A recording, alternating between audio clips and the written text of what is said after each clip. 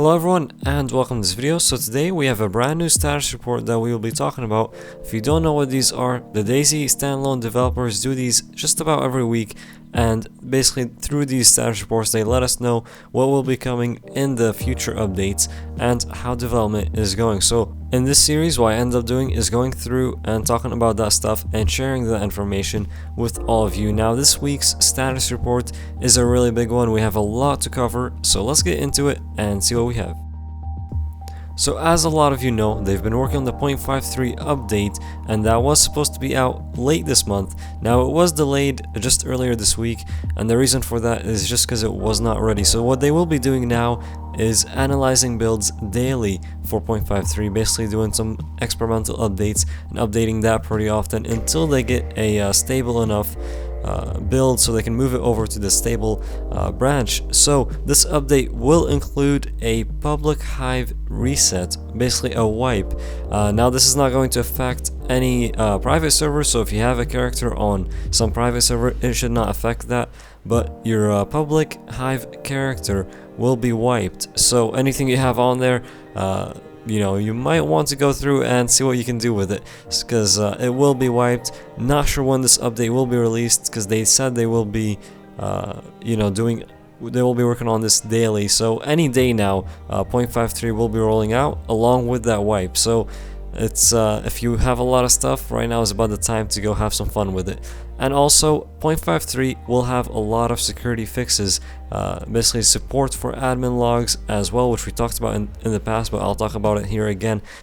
And then they also said, quote, 0.53 should roll out with the new battle eye protection. So that's all good news. Let's get into these admin logs and see what they exactly will show admins of public and private servers.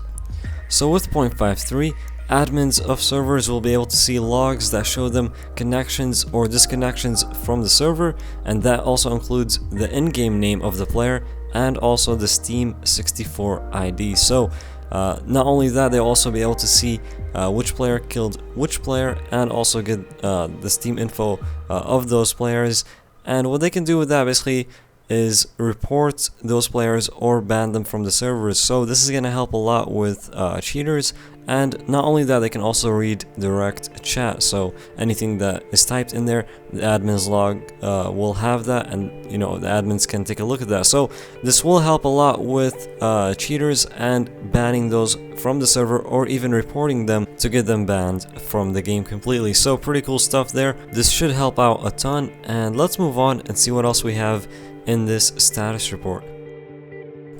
Alright, so next, let's talk about the new content coming in 0.53, at least some of it, which they shared in this status report. So first, we have upgrading of fireplaces all the way to the furnace, which I did do a video on in the 0.53 experimental. You can go back and check that out on my channel. And then we have proper consumption of fuel for fireplaces, crafted leather clothing, anti-duplication fixes, anti-cheat fixes, a new island featuring the new prison complex, changes to Skalisty Island, vehicle persistence, and much more. They also, one of the devs on Twitter did confirm that 0.53 will have 15 spawned vehicles per server. So that's a lot more than there is now. Plus, like it says up there, vehicle persistence should be working in 0.53. So a lot of cool stuff, and that's only some of what they shared with us. We will see the full update, hopefully go on to stable and then see what else is in it. But let's keep going and see what else we have in this status report. Now moving on, we have some more talk about the fireplaces and upgrades that you can now do to those, but I've done already a video on that, so if you want to check that full video out, link to it along to the 0.53 playlist will be down in the description. But they did also add something which was interesting, which is the possibility of being able to add some bullets or a spray can to your fireplace, basically using that as a distraction, or how it can even be dangerous for players that come near it. So that's pretty interesting. Not sure if they will end up going through with that, but sounds like a very awesome idea. Moving on to restraining players, which we will see expanded from just handcuffs to wire, rope, duct tape, and even guts. Now you can already restrain players with rope and duct tape in experimental, but it looks like they will be adding a few more ways to do it. Also, with a few more ways to restrain players, there will be also some ways to get them out, so that includes knives or pliers. We also have some changes to liquids, so now you'll be able to pour gasoline into the PET bottle, so the water bottle, or store water if you wanted to in a jerry can. So it doesn't have, not everything has to go in its own certain container now. You can basically store liquids wherever you want. So even, like they just said, gasoline inside of bottles, that will be able to, that's something that will be coming in. And finally, the new group ID system. That's something that we discussed in a previous status report, and we finally have an idea of how that will work, and it will be through armbands that you'll be able to craft. Of course, they will come in a few different colors, and you can use those to, if you're working with some teammates, you can use those to identify your fellow teammates. I did tell you all that this was a big status report, and check this out, we got even more new content that will be coming in the future updates. So first we have the bear trap, far from desired implementation. So this is not, near where they want it to be just yet, but they still don't have a proper trigger for it, and currently only works on players because zombies and animals are still being worked on and their AI is still being developed. But we also have tanned leather, which will be used to make leather clothes, shoes, pants, jackets, vest, hat, and a bag. In the future, you'll also be able to use the tan leather and dye that using when it's connected to different barrels. So that's something that also is being worked on. We have quilted jackets, which will replace the down jackets, and the main reason they will replace the down jacket is because it has a lot of issues with clipping with different items when you are wearing it. So that's why the quilted jacket will be coming in and will replace the down jacket.